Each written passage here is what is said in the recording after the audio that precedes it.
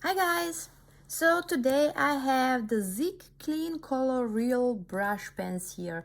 I have tried a large number of brush pen, watercolor markers, however you want to call them, and I do come across very often that the people mention the ZIG Clean Color Real brush ones and that they love them, that they are good, but they have one tiny negative thing about them. They are quite expensive. So yeah, these are a bit more on the expensive side. Yeah, we will see if they can stand up to their name, or maybe if those really cheap ones are more than enough. So let's check them out. So they are from the Kuretake. So let's take a look at one of them. So what do we have written here? So it is Kuretake, Japan. They are from Japan. Water base, pale green. So we have a color number, color name, and a color number, which is nice. And actually that is it. So they have like a really small brush, maybe like this. I hope you can see it. Oh my god, it is a tiny brush, but I can see a really nice point here. So we will see how they will work. Yeah, the point is it is really bendy. So it's a 24 set, as I said, and yeah, I'm gonna do the swatch of these ones and then try them out. I'm not sure if they are more better for brush lettering or maybe for coloring, so we will find that out.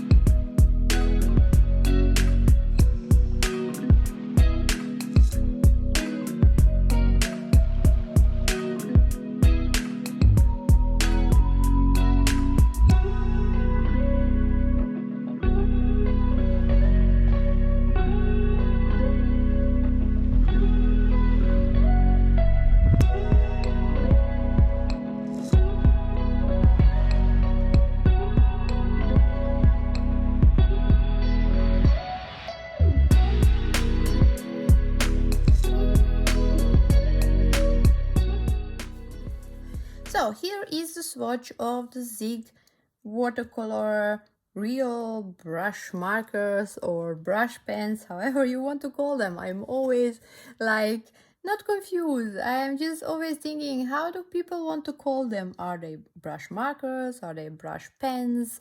Yeah, so maybe they are brush pens when they are like this, and when they are like this, then they are brush markers, watercolor brush markers.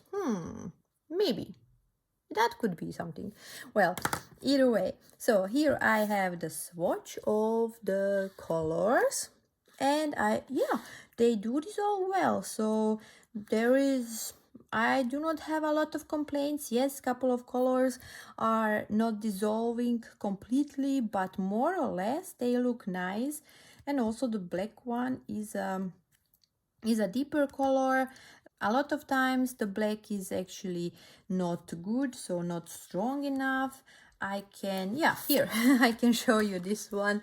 For example, you see this black here and you see this one, so that is a huge difference. So also all the other things, so I was not so happy with the Castle Arts.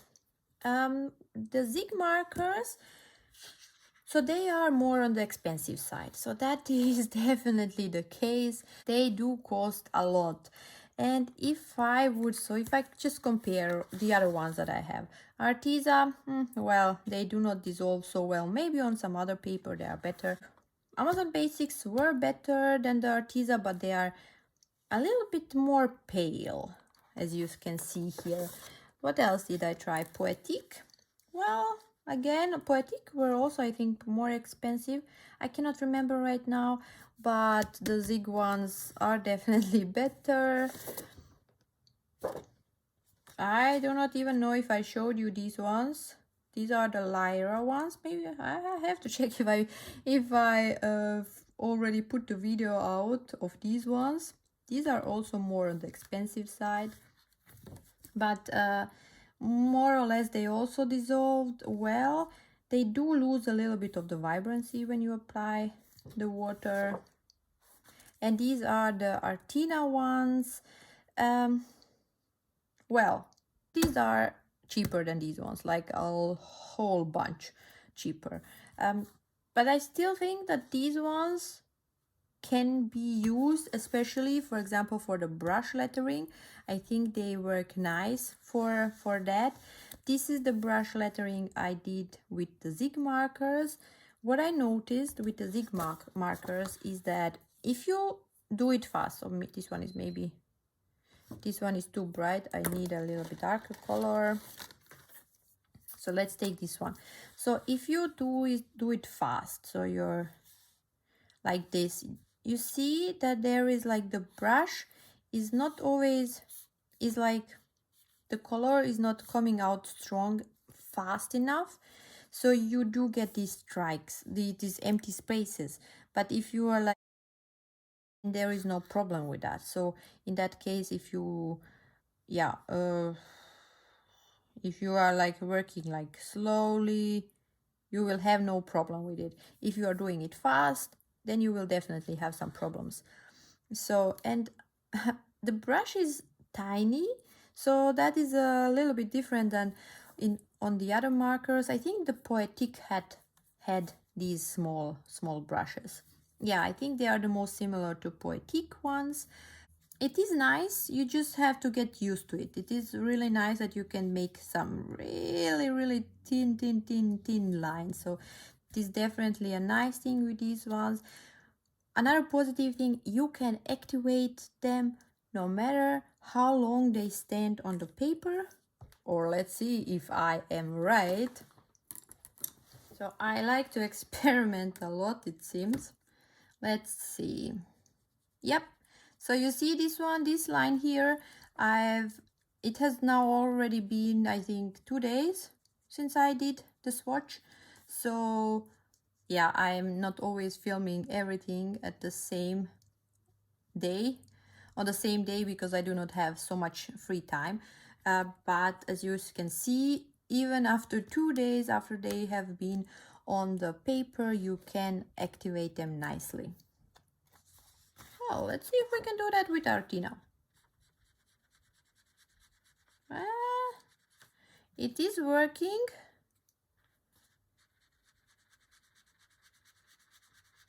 Yeah, actually more or less Artina also works nice.